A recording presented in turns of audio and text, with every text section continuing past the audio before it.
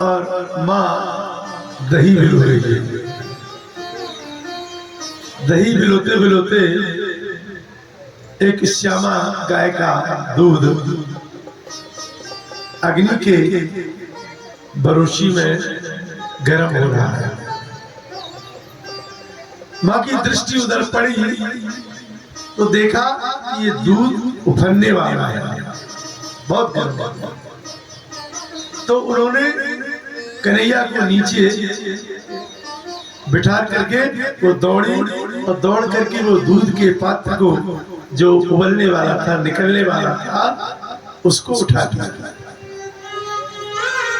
कन्हैया मचल गए, रोने लगे।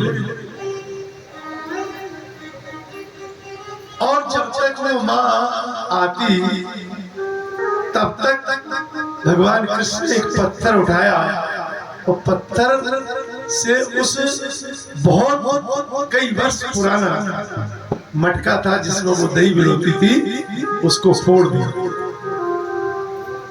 चारों तरफ वो दही फैल गई। आज माँ को पहली बार क्रोध आया, कन्हैया तू इतना उद्दंड हो गया, कई पीढ़ी से इस मटके में हम दही भिगोते और आज तूने उसको तोड़ दिया। भगवान कृष्ण कहने लगे, माँ दूध प्यारा है कि पूत? तुमने अपने पूत को जमीन पर पटक दिया और दूध लेने के लिए चली गई। मैया ने कहा, कन्हैया ये दूध है किसके लिए? क्या मैं पीती इस दूध को? इस गाय का दूध तुझे ही तो प्रिय है, और अगर वो सब निकल जाता उस पात्र से और फिर तू मांगता तो कहां से देती? तेरी ये हरकतें बिल्कुल ठीक नहीं है। आज तुझको मैं वो दंड दूंगी कि तू भी याद करेगा। और माँ ने एक डंडा उठाया, पतली सी छड़ी, और दौड़ी। कन्हैया आगे दौड़े और पीछे माँ उस टुकिया को लेकर के दौड़ी। कन्हैया पकड़ में नहीं आते, इधर भागते उधर भागते निकल जाते। माँ परेशान हो गई। कृष्ण ने सोचा, देखो आज ब्रह्म जीव को दौड़ा रहा है, ऐसी थोड़ी साधारण प्राप्त हो जाता है।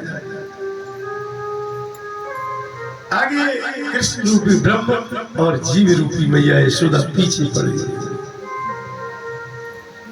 आखिरकार भगवान ने कहा, ये भक्त है, माँ है, पकड़ में आ गया। पकड़ में आए तो माँ ने सोचा, आज तुझे बांध करके और बहुत सजा दे। रस्सी ले आई, रस्सी से कन्हैया की कमर में वो रस्सी बांधने लगी तो 2 अंगुल कम पड़ गई। दूसरी रस्सी ले आई, उसमें गांठ लगाई, फिर जोड़ी, फिर बांधे, 2 अंगुल फिर कम पड़ गई। मैया ने कई रस्सियां बांधी, लेकिन कमर में जब बांधती तब 2 अंगुल छोटी पड़ जाती। माँ विचार करने लगी, ये है वो क्या रहा है, कितनी रस्सियां जोड़ सके, लेकिन ये पढ़ने में ही नहीं आता। और मेरे प्यारे भक्तों, भगवान बन गए। सुखदेव जी ने परीक्षित को समझाया, तुम्हारे मन में शंका हो रही होगी, ये 2 अंगुल है क्या? ये 2 अंगुल ऐश्वर्य शक्ति और माधुर्य शक्ति है। ऐश्वर्य शक्ति भगवान कृष्ण की और माधुर्य शक्ति मैया यशोदा की। तो दोनों का मिलान हो नहीं रहा, दोनों बार बार 2 अंगुल कम हो जाते। लेकिन जब दोनों विलीन हो गई, ऐश्वर्य शक्ति में माधुर्य शक्ति का मिलान हो गया, तो भगवान कृष्ण बन गए। बांध करके यहाँ भगवान का एक नाम पड़ गया दामोदर। दाम कहते रस्सी को और उदर कहते पेट को, कमर। गर्गाचार्य ने कहा था ये जो जो काम करेगा वैसी नाम इसके पड़ते जाएंगे। तो दामोदर की पूजा आप लोग करते हैं कि नहीं करते? कब करते हैं? कार्तिक के महीने में। कार्तिक के महीने में दामोदर की पूजा करते हैं। भगवान जब बंध गए तो ऊखल वहां रखा हुआ था। ऊखल से भगवान कृष्ण की बंधी हुई रस्सी जो एक सिरे से कमर में बंधी है, दूसरा सिरा ऊखल से लपेट दिया माँ ने, और माँ अपने काम में लग गई। भगवान विचार करने लगे, बहुत दिनों से ये दो वृक्ष खड़े हुए हैं, इनका कल्याण करना चाहिए। वो वृक्ष काय के? अर्जुन के वृक्ष हैं, यमला अर्जुन जानते हो आप लोग? इसको बुंदेलखंडी भाषा में कहते हैं वहां। ये हृदय रोग के लिए बहुत ही लाभदायक होता है। वहां की छाल की चाय जो लोग पीते हैं उनको हृदय रोग नहीं होता, अर्जुन की छाल होती है। बस चाय की जगह केवल अर्जुन की छाल का चूर्ण डाल दो।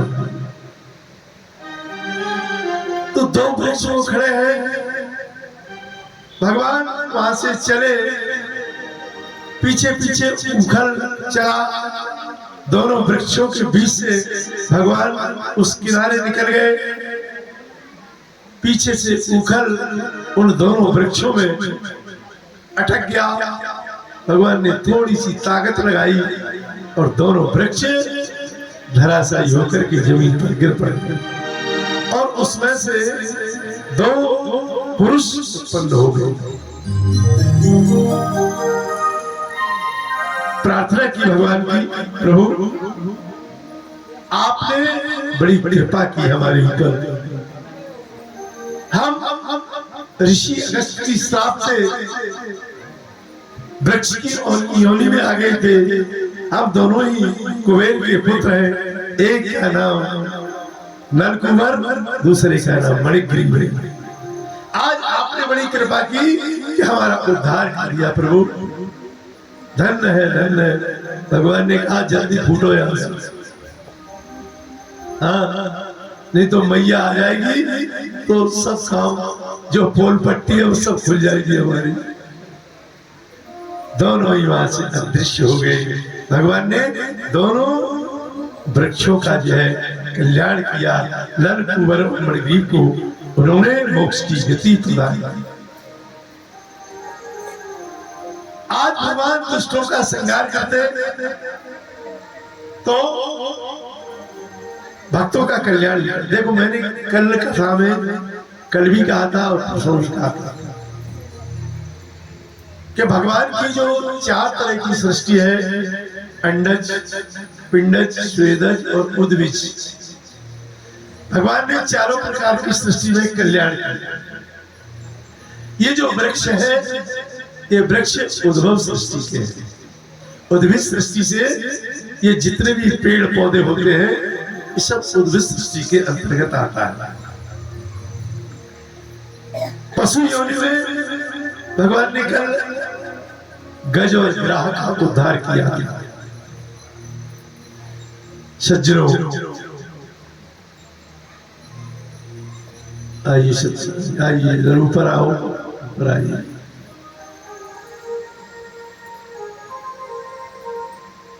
ये मेरे बड़े पुराने शिष्य हैं और इनकी कृपा यहाँ होगी।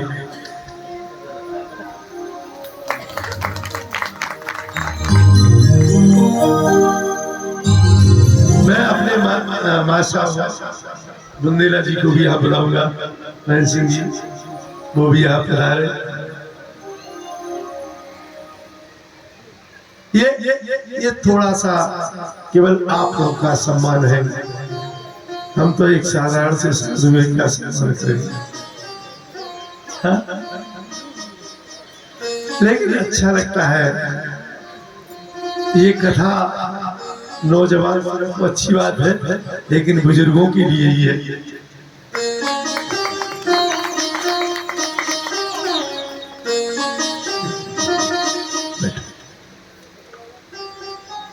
आगे जो लोग हैं या संचालक जी आ जाएंगे, कहाँ चले गए पता नहीं। तो सज्जनों, इस तरह से भगवान ने संपूर्ण सृष्टि का कल्याण किया। आज वृक्षों का भी उद्धार कर दिया। प्रभु नाना प्रकार की लीलाएं करते हुए चले जाते।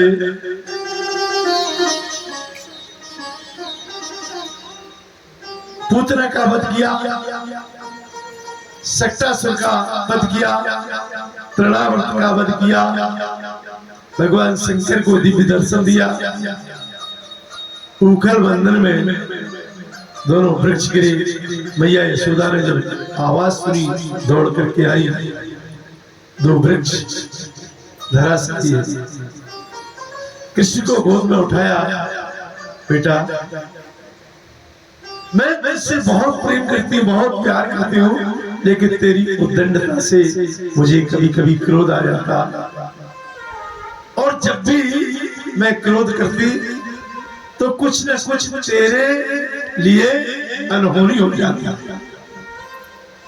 आज अगर ये वृक्ष टूट करके तेरे ऊपर गिर पड़ता तो मैं तो कहीं की नहीं रहती।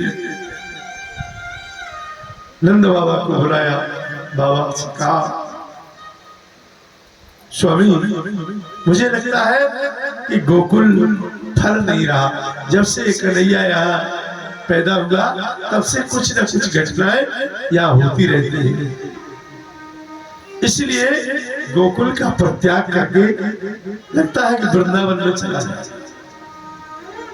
बाबा नंद ने अपने समस्त उपनंदों को बुलाया, नवनंदों को बुलाया और ये प्रस्ताव रखा कि हमें गोकुल से वृंदावन चलना है, तो क्या उचित रहेगा? सभी ने कहा, यमुना का किनारा है, वहां समस्त गौओं को, ग्वालों को पीने के लिए जल की सुविधा है। गोवर्धन पर्वत भी नजदीक है, गायों को चराने की सुविधा है, और सब प्रकार से वृंदावन में चलना ठीक है। इसलिए आप सबका अगर ये प्रस्ताव है तो हम चलते हैं। बरम वृंदावनम नाम पशुभ्या